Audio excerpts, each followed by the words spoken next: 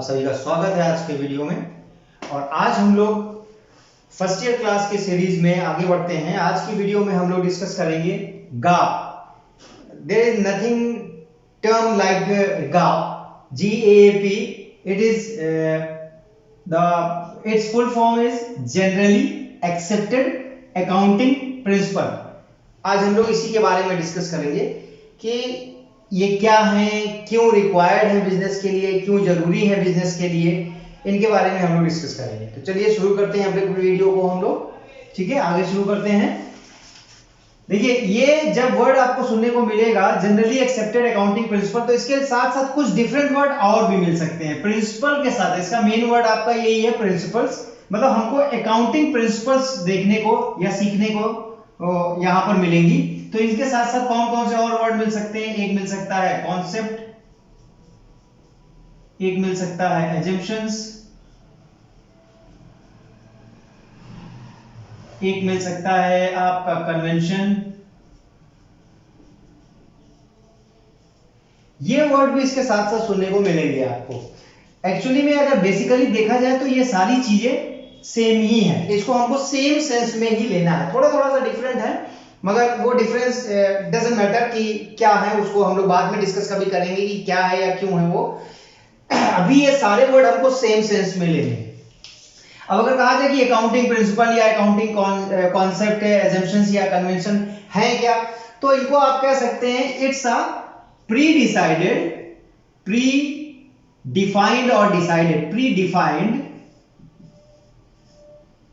set of rules for accounting। ये कुछ pre defined rules हैं, सेट ऑफ रूल्स हैं, कुछ सेट पैरामीटर्स हैं जो डिसाइड कर दिए गए हैं कि जब हम लोग अकाउंटिंग करेंगे ऑल ओवर द वर्ल्ड, जब भी अकाउंटिंग की जाएगी, इन रूल्स को फॉलो करना है, इन एजम्पशंस को फॉलो करना है। इनको फॉलो किए बगैर हमको अकाउंटिंग नहीं करनी है। तो ये प्री डिफाइंड या सेट ऑफ रूल्स हैं जो अकाउंटिंग के लिए all over the world use किए जाते हैं। अब ये बनाए कैसे गए या इनको किसने फॉर्म किया, ये प्रिंसिपल या कॉन्सेप्ट या एजम्पशंस वगैरह या कन्वेंशन, ये किसने फॉर्म किए, किसने बनाए? तो ये जैसे जैसे अकाउंटिंग शुरू हुई तो जो जो प्रॉब्लम्स अकाउंटिंग में आती गई उनको शॉर्ट आउट करने के लिए कुछ रूल्स सेट कर दिए गए, कुछ पैरामीटर सेट कर दिए गए। तो ये एक बार में नहीं बने हैं, जितने भी अभी हम लोग डिस्कशंस करेंगे एक वीडियो में नहीं होगा ये सारे कॉन्सेप्ट का डिस्कशन, हम लोग इसके लिए 2-3 पार्ट बनाएंगे। तो जो भी कॉन्सेप्ट डिस्कस होंगे वो सारे एक बार में सेट नहीं हुए हैं, ये धीरे धीरे सेट किए गए हैं। जैसे जैसे इनकी जरूरत पड़ती गई, जैसे जैसे कोई रिक्वायरमेंट आई, अकाउंटेंट जो कम्युनिटी है सारे लोगों ने मिलकर इसके बारे में डिस्कस किया, सभी लोगों ने, और जो फिर रूल सेट किए गए वो धीरे धीरे पैरामीटर बनते गए अकाउंटिंग के और उनको all over the world use करने लगे। ठीक है, तो ये हमारे अकाउंटिंग प्रिंसिपल या अकाउंटिंग कॉन्सेप्ट्स कह सकते हैं, जो pre defined set of rules, set parameters हैं जो अकाउंटिंग के लिए all over the world use किए जाते हैं। अब आज की वीडियो में हम लोग उन्हीं में से कुछ कॉन्सेप्ट्स के बारे में डिस्कस करेंगे। तो सबसे पहला कॉन्सेप्ट हम लोग लेते हैं, ध्यान से समझिएगा, ये अकाउंटिंग के पॉइंट ऑफ व्यू से बहुत इंपॉर्टेंट चीजें हैं। पहला कॉन्सेप्ट है, फर्स्ट आपका है business entity concept. Business entity concept, business entity concept. अब देखिए, इसको अलग अलग नामों से जाना जाता है। कुछ लोग इसको सेपरेट एंटिटी भी बोलते हैं, कुछ लोग इसको सेपरेट एंटिटी कॉन्सेप्ट भी बोलते हैं, कुछ लोग इसको अकाउंटिंग एंटिटी कॉन्सेप्ट भी बोलते हैं। अच्छा, मैं अभी बात कर रहा था कि ये कॉन्सेप्ट क्यों प्रिपेयर किए गए हैं, कैसे प्रिपेयर हुए, किन लोगों ने प्रिपेयर किए, ये तो हमने डिस्कस कर लिया। क्यों प्रिपेयर हुए, ये इसीलिए प्रिपेयर किए गए हैं कि ऑल ओवर द वर्ल्ड जो अकाउंटिंग की जाए उसमें जो है यूनिफॉर्मिटी रहे, एक रूपता रहे, वो सब एक जैसे रहे, ताकि यदि कभी कंपैरिजन वगैरह करना हो तो उसमें कोई प्रॉब्लम ना हो। अगर सेट ऑफ रूल नहीं होगा, सेट पैरामीटर नहीं होगा, तो हमारी अकाउंटिंग में डिफरेंट रीजन्स में, डिफरेंट जगहों पे डिफरेंट डिफरेंसेस आ जाएंगे जिसकी वजह से वो कंपेयर नहीं किए जा सकेंगे। तो यूनिफॉर्मिटी होगी जब अकाउंटिंग में, तभी उसको कंपेयर किया जा सकेगा। तो इसलिए भी जरूरी है कि हमारे अकाउंटिंग कॉन्सेप्ट या अकाउंटिंग प्रिंसिपल्स जो हैं उनको सभी लोग all over the world follow करें, और ये करना भी पड़ता है, ठीक है, मैंडेटरी है। अगर इनको फॉलो किए बगैर अकाउंटिंग की जाएगी तो वो हमारी अकाउंटिंग गलत हो जाएगी, वो true and fair picture of the business आपको नहीं बताएगी। ये कैसे होगा वो भी अभी हम लोग जब इन कॉन्सेप्ट के बारे में धीरे धीरे डिस्कस करेंगे तो समझते जाएंगे कि क्यों हो रहा है ऐसा। देखिए, पहले कॉन्सेप्ट के अकॉर्डिंग बिजनेस एंटिटी कॉन्सेप्ट या सेपरेट एंटिटी या अकाउंटिंग एंटिटी कॉन्सेप्ट, इसको समझने के लिए चलिए एक एग्जांपल लेते हैं। मान लीजिए कोई मुन्नीलाल है, मिस्टर मुन्नीलाल हैं, उन्होंने एक बिजनेस स्टार्ट किया, ये बिजनेस स्टार्ट हुआ मुन्नीलाल जी का, ये मुन्नीलाल है मिस्टर, और ये बिजनेस स्टार्ट हुआ है, ठीक है। इन्होंने इसको पैसे दिए या पैसे लगाए, जो पैसे मुन्नीलाल ने बिजनेस में लगाए दैट इज कॉल्ड कैपिटल, ये कैपिटल कहलाएगी। अब अगर हम कहें आपसे कि जाइए बिजनेस से हाथ मिला के आइए, ये मुन्नीलाल के बिजनेस का नाम लगा लेते हैं एम लिमिटेड। अगर मैं आपसे कहूं कि जाइए एम लिमिटेड से हाथ मिला के आइए, तो क्या आप हाथ मिला सकते हैं? नहीं मिला सकते। लेकिन अगर मैं कहूं मुन्नीलाल से हाथ मिला के आइए तो आप मिला सकते हैं। Reason, Munnilal is a natural person, एक ये नेचुरल पर्सन, इसके हाथ पैर हैं, ये एक लिविंग पर्सन है ये, ठीक। लेकिन बिजनेस भी एक लिविंग पर्सन या एक पर्सन की तरह ही काउंट होता है according to this concept. Entity का मतलब होता है पहचान। तो यहां पर ये कॉन्सेप्ट की जो टैग लाइन है, जो थीम है, वो हमको यही बता रही है कि बिजनेसमैन और बिजनेस, इन दोनों की सेपरेट एंटिटी है, दोनों की अलग अलग पहचान है, दोनों की अलग अलग वजूद है, अपना अपना एंटिटी है दोनों लोगों की, ठीक है। मतलब बिजनेस और बिजनेसमैन ये दोनों लीगल एंटिटी हैं। जैसे मिस्टर मुन्नीलाल एक नेचुरल पर्सन है, उसी तरह एम लिमिटेड जो है एक आर्टिफिशियल पर्सन है, ठीक। अब अगर मान लीजिए ये कॉन्सेप्ट मान लीजिए ना बना होता, ये कॉन्सेप्ट कह रहा है दोनों सेपरेट एंटिटी हैं, दोनों अलग अलग हैं। एक चीज और बोलता है ये कॉन्सेप्ट ये भी बोलता है कि आप जो भी अकाउंटिंग करें वो एम लिमिटेड के पॉइंट ऑफ व्यू से करें, ना कि मुन्नीलाल के पॉइंट ऑफ व्यू से करें। आपको मुन्नीलाल मतलब बिजनेसमैन के, ओनर के पॉइंट ऑफ व्यू से नहीं बनाना है अकाउंटिंग। आपको जो अकाउंटिंग बनानी है वो बिजनेस के पॉइंट ऑफ व्यू से बनानी है। भाई साहब, मान लीजिए ये कॉन्सेप्ट ना बना होता, ये कॉन्सेप्ट जब नहीं था तो क्या हुआ, देखिए। जैसे मान लीजिए कि आपने यहां पर 10,000 रुपए 10,000 रुपीज का एक टीवी परचेज किया बिजनेस में। इसको अकाउंटिंग में रिकॉर्ड करेंगे कि नहीं करेंगे? बिल्कुल करेंगे, yes, it will be recorded in accounting, ठीक। 5,000 की आपने कोई साइकिल खरीदी बिजनेस के लिए, रिकॉर्ड किया जाएगा, हाँ, बिजनेस के लिए रिकॉर्ड किया जाएगा। अब क्या हुआ कि मुन्नीलाल ने अपने लिए 20,000 की एक बाइक खरीदी, 20,000 की मुन्नीलाल ने अपने लिए एक बाइक खरीदी, तो क्या एम लिमिटेड इसको रिकॉर्ड करेगा? अगर ये कॉन्सेप्ट नहीं था, जब ये कॉन्सेप्ट नहीं था, तो अब यहां पे ये ट्रांजैक्शन आने से कंफ्यूजन क्रिएट हो गई कि ये 20,000 रुपए बिजनेस की बुक्स में रिकॉर्ड किए जाएं अकाउंटिंग में या ना रिकॉर्ड किए जाएं।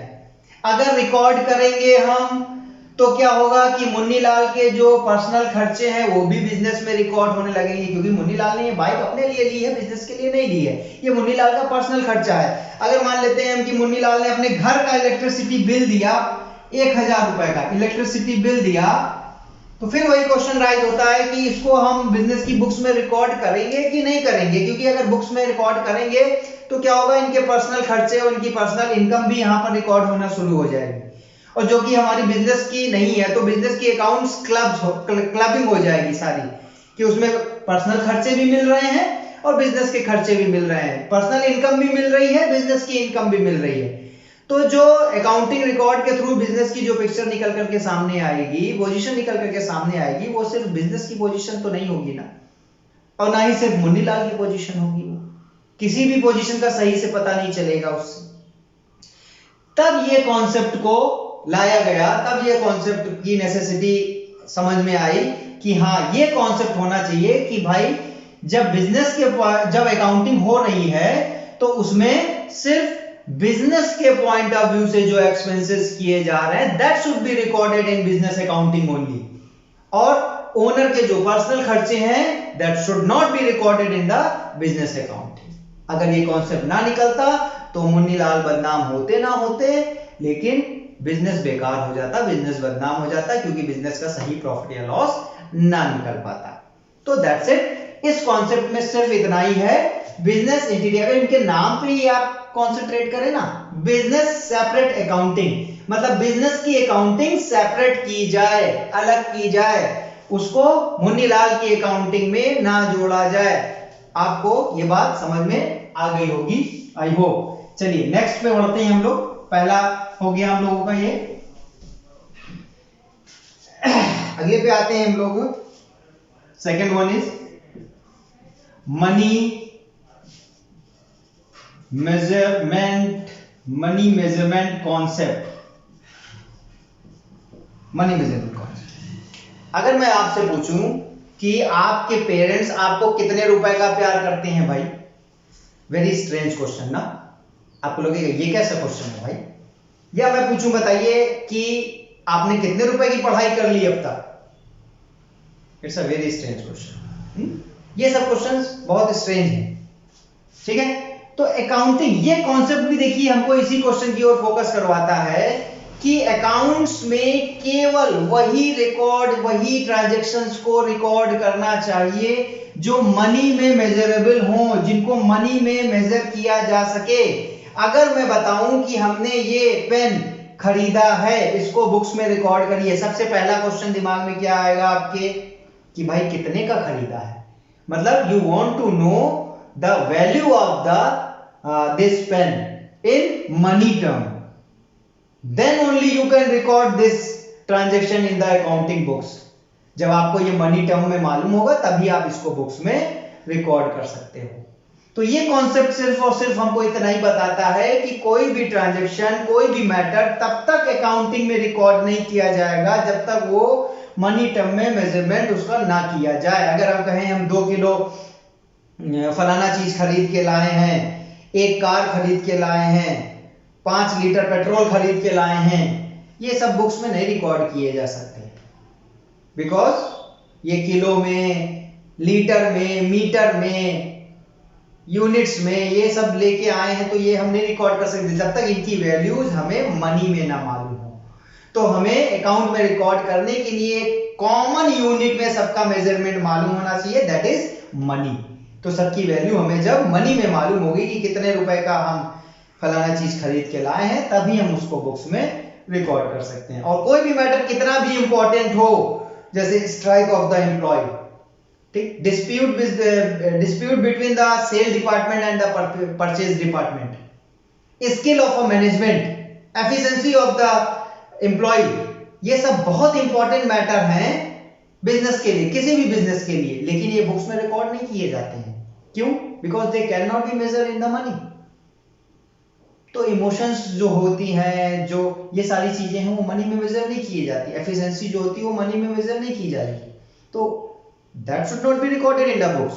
तो ये कॉन्सेप्ट सिर्फ हमें इतना बता रहा है कि सिर्फ वही ट्रांजैक्शन अकाउंटिंग बुक्स में रिकॉर्ड होने चाहिए जो मनी में मेजर किए जा सकें, दैट्स इट, ठीक है। चलिए नेक्स्ट पे बढ़ते हैं हम लोग। अगला आता है हमारा थर्ड,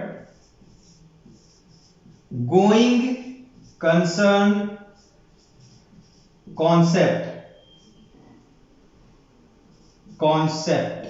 गोइंग कंसर्न कॉन्सेप्ट। देखिए ये कॉन्सेप्ट क्या बता रहा है, आपने कभी ये कहते किसी को सुना है कि ये बिजनेस हम स्टार्ट कर रहे हैं और 2 साल करेंगे उसके बाद बंद कर देंगे? नहीं सुना है। 4 साल बाद ये बिजनेस करेंगे, 4 साल बाद इसको बंद कर देंगे? नहीं, इस थिंकिंग के साथ कोई बिजनेस स्टार्ट नहीं करता है। या तो ये सुना है कि मैं ये बिजनेस कर रहा हूं, जब मैं मर जाऊंगा तो इस बिजनेस को आग लगा देना, बंद कर देना इस बिजनेस को। नहीं, ऐसा नहीं सुना है।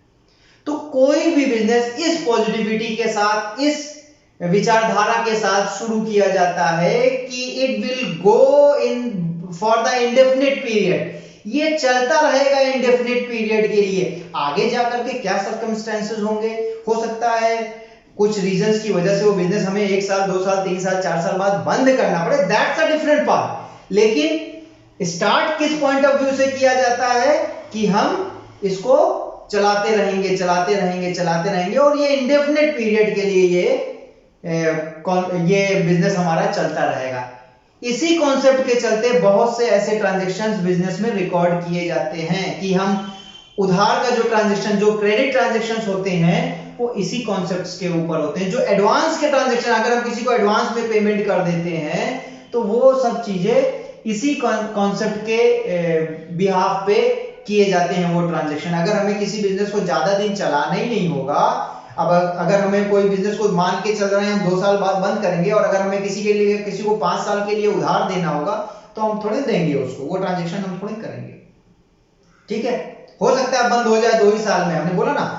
आगे सर्कमस्टेंसेस क्या होते हैं, मे बी पॉसिबल वो बिजनेस आपको जल्दी बंद करना पड़े, दैट्स अ डिफरेंट पार्ट। लेकिन जब शुरू किया जाता है तो इस विचारधारा से या इस पॉइंट ऑफ व्यू से नहीं शुरू करते हैं कि हमको उसको यहां पर बंद कर देना है, इतने टाइम पीरियड के बाद बंद कर देना है। तो वो इसी पॉजिटिविटी के साथ शुरू किया जाता है कि it will go for the indefinite period. तो कोई भी बिजनेस गोइंग कंसर्न कहलाता है, इसीलिए कि वो चलता रहेगा चलता रहेगा चलता रहेगा और चलता रहेगा। इसकी जो इंपॉर्टेंस है कॉन्सेप्ट की, वो आगे जब हम लोग और अकाउंटिंग में ट्रांजैक्शंस वगैरह रिकॉर्ड करेंगे तब और आपको पता चलेगी। ठीक है, तो ये कॉन्सेप्ट सिर्फ इतना बता रहा है कि आपका कोई भी बिजनेस इंडेफिनिट पीरियड के लिए चलता रहेगा, वो गोइंग कंसर्न कॉन्सेप्ट को फॉलो करता है। चलिए नेक्स्ट पे आ जाते हैं हम लोग, 4th वन पे। नेक्स्ट है आपका accounting period concept accounting period. अब ये कॉन्सेप्ट क्या कह रहा है, जैसा कि अभी हम लोगों ने इससे पहले वाले कॉन्सेप्ट में देखा कि जो आपका बिजनेस है वो इंडेफिनिट पीरियड तक चलने वाला कॉन्सेप्ट, वो चलने वाला कंसर्न है। ठीक, ये इंडेफिनिट पीरियड तक आपका जो है बिजनेस रन करेगा, इसी कॉन्सेप्ट के साथ आप अपना बिजनेस स्टार्ट करते हैं। अब इसकी अकाउंटिंग कब की जाए, अकाउंटिंग कब बनाया जाए, 5 साल बाद बनाई जाए, 6 साल बाद बनाई जाए, या ऐसा सोचते हैं कभी क्या ऐसा कि भाई जब बिजनेस बंद होगा तब सारी अकाउंटिंग करेंगे, तब सारा प्रॉफिट या लॉस निकालेंगे, जब भी बंद करेंगे 10 15 20 साल बाद, जब भी, ऐसा है क्या? नहीं, ऐसा नहीं। ठीक, क्यों ऐसा क्यों नहीं? आप इसको अपनी पढ़ाई पर रख के सोचिए कि अगर आप किसी क्लास में हैं, फॉर एग्जांपल मान लीजिए आप 11th क्लास में आए हैं और आपका एग्जाम सिर्फ एनुअल एग्जाम्स लिया जाए, जो बीच में टर्म एग्जाम होते हैं, first term, half yearly and second term, whatever the term exam will be there, वो आपके ना लिए जाए, तो ये फ्रूटफुल रहेगा। और वो एग्जाम्स क्यों लिए जाते हैं time to time regular interval पे? ताकि हमें स्टूडेंट्स के वीक पॉइंट्स पता चल पाए, कौन से स्टूडेंट्स को किस सब्जेक्ट पे ज्यादा ध्यान देने की जरूरत है, किसको कहां पर रेमेडीज की जरूरत है, हम स्टूडेंट्स से रिलेटेड पॉलिसीज क्रिएट कर पाए, डिसीजन मेकिंग कर पाए कि स्टूडेंट्स की ग्रोथ के लिए क्या चीज जरूरी है। अगर वो रेगुलर इन टाइम इंटरवल पे नहीं होगा तो उस स्टूडेंट के पास, अगर सीधे एनुअल में जाके एग्जाम होंगे तो उस स्टूडेंट के पास इंप्रूवमेंट के कोई चांसेस नहीं रहेंगे और हम इंप्रूवमेंट स्टेप्स नहीं ले पाएंगे।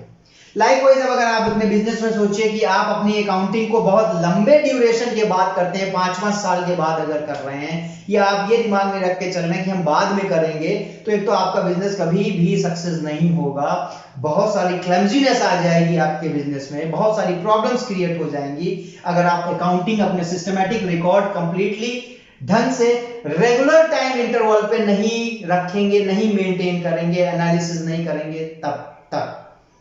ठीक, तो इसीलिए क्या किया गया है कि जो आपके बिजनेस का लाइफ स्पैन है, जो टाइम ड्यूरेशन है, उसको 1-1 साल का टाइम ड्यूरेशन में बांट दिया गया है। जैसे ये 2015 हो गया, 2016 हो गया, 2017 हो गया, 2018 हो गया, एक 1 ईयर का टाइम स्पैन बांट दिया गया है, जिसमें इस कॉन्सेप्ट के अकॉर्डिंग उस 1 साल के इंटरवल पे हर बिजनेस को अपनी अकाउंटिंग करनी पड़ती है, अपने फाइनेंशियल स्टेटमेंट बनाने पड़ते हैं, ताकि end of the each year आप अपने बिजनेस का प्रॉफिट या लॉस और आप अपने बिजनेस की फाइनेंशियल पोजीशन को जान सकें और करेक्टिव स्टेप्स ले सकें उसको इंप्रूव करने के लिए कि कहां पर कमियां हैं, वहां पर हम अपनी कमियों को दूर करके बिजनेस को ग्रोथ कर सकें।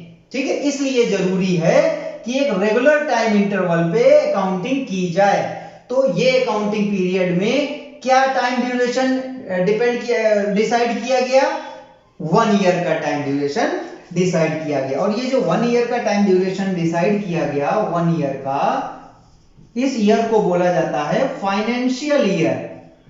बिजनेस में इसको बोला जाता है फाइनेंशियल ईयर। वैसे तो फाइनेंशियल ईयर कोई भी हो सकता है, 1 जनवरी से 31 दिसंबर तक हो सकता है।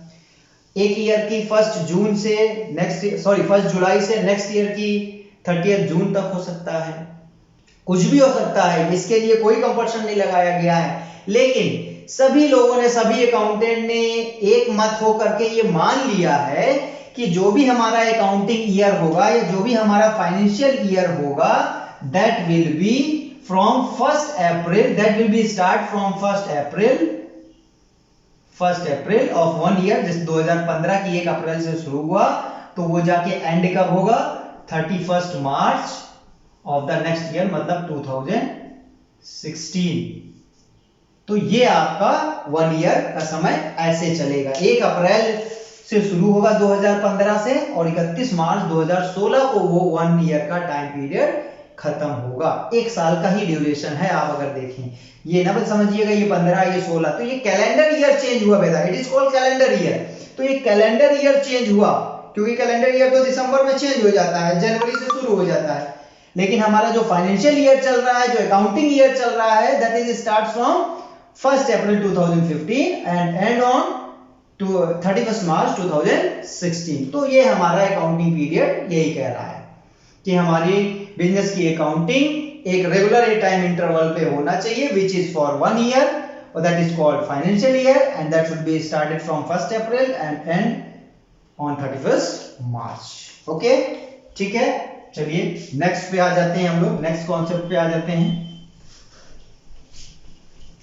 अगला कॉन्सेप्ट देखिए क्या कह रहा है। नेक्स्ट कॉन्सेप्ट है हमारा 5th one is cost concept. Cost concept, देखिए कॉस्ट कॉन्सेप्ट क्या कहता है। कॉस्ट कॉन्सेप्ट की अगर हम बात करें तो अगर इसको आप, इसमें 2 टर्म हम और ऐड कर रहे हैं। आपने ये सुना होगा कि आपने फलाना एसेट कितने की परचेज की, ठीक, या आपको फलाना एसेट्स कितने की पड़ी, कोई चीज आपने कितने की खरीदी और आपको या तो वो चीज कितने की पड़ी, कितने की परचेज की आपने और कितनी आपको उसकी कॉस्ट हुई, कितनी उसकी कॉस्ट हुई, कितने की पड़ी।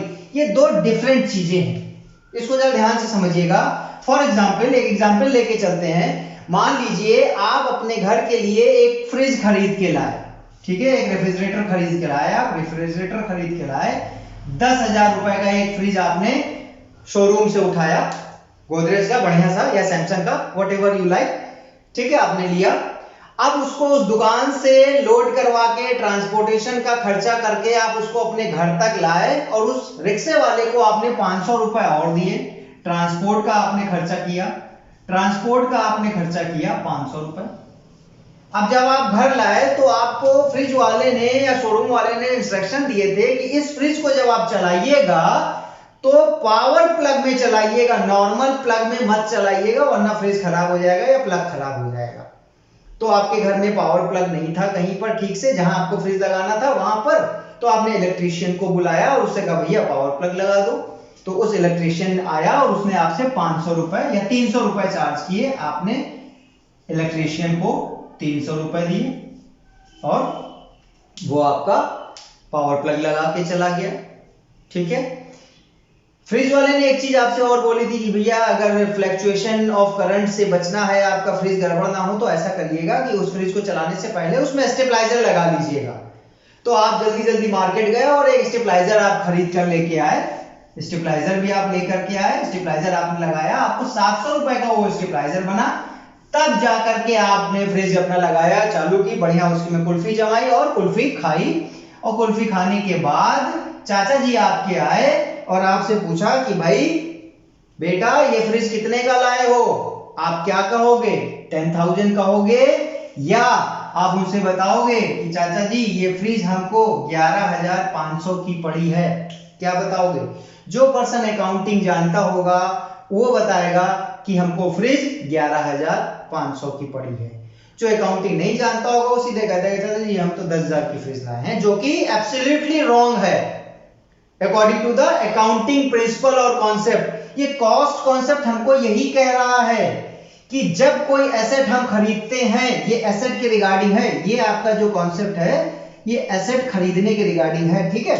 जब भी कोई एसेट हम खरीदते हैं तो उसकी कॉस्ट कितनी मानी जाएगी? जो उसको यूजेबल कंडीशन में बनाने तक जो खर्चे उसमें हुए हैं, जो भी एक्सपेंस हुए हैं, वो सब उसकी कॉस्ट को में ऐड ऑन होते जाएंगे, वो उसकी कॉस्ट को इंक्रीज करते चले जाएंगे।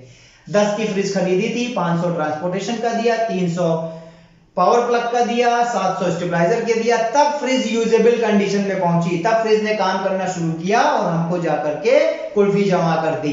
तो जब भी कोई एसेट परचेज की जाएगी उसको यूजेबल कंडीशन तक पहुंचाने में उसके ऊपर जितने एक्सपेंसेस होंगे वो उसकी कॉस्ट में, उसकी परचेजिंग प्राइस में ऐड होती जाएगी, then it will becomes final cost. तो ये फाइनल कॉस्ट आई आपकी। ओके, तो ये आपका कॉस्ट कॉन्सेप्ट के अकॉर्डिंग था। आई होप आज के वीडियो में सिर्फ हम ये 5 कॉन्सेप्ट ही डिस्कस कर रहे हैं ताकि वीडियो बहुत लंबा ना हो। बाकी के कॉन्सेप्ट अगले वीडियो में हम लोग इसी सीरीज में सेकंड वीडियो में लेकर आएंगे। आई होप कि ये आप लोगों को समझ में आ गया होगा।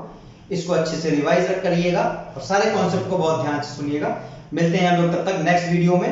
तब तक टेक केयर, अपना ध्यान रखिए। Thank you.